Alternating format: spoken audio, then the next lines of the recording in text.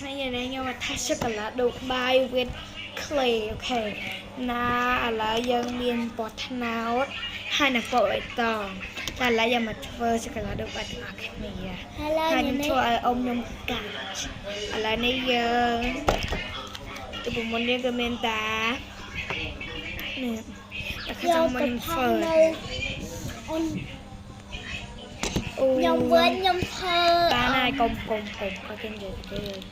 đây nhom phơi sô cô la được by ông nhung cắt ông nhung ha phơi ai có gì tập tàng nhưng mà nhung cắt sẽ ông em đưa tập thơ vì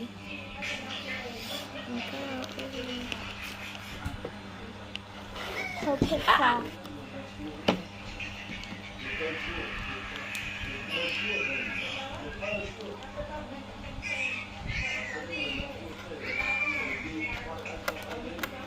oh my god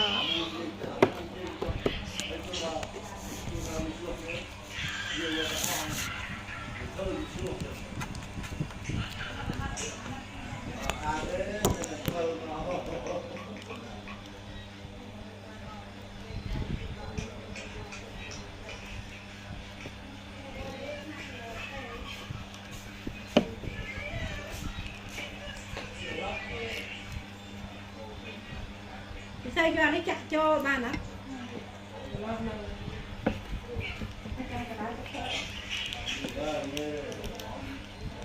ui giá chất đá bạch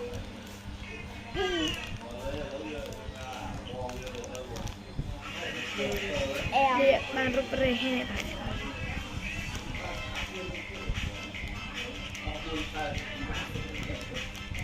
anh dương có đoán chân mà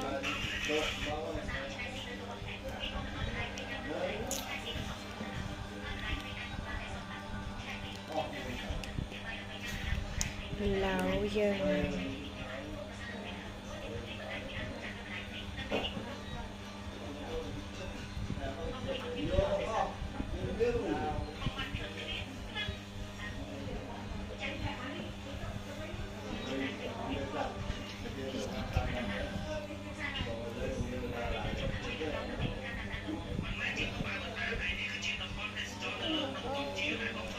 ikan nak kebat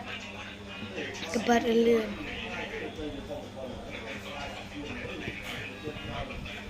thộp xong đó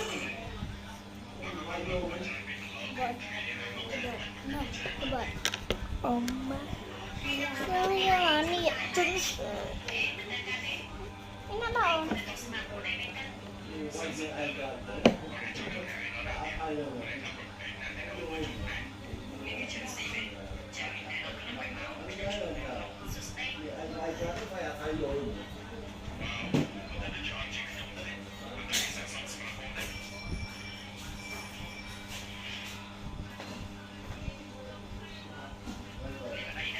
cái chân phải đá không cái này phải đá tập mấy thơ ấy thì nhà đi tự làm sao đây là không đụng ngang cái này ôi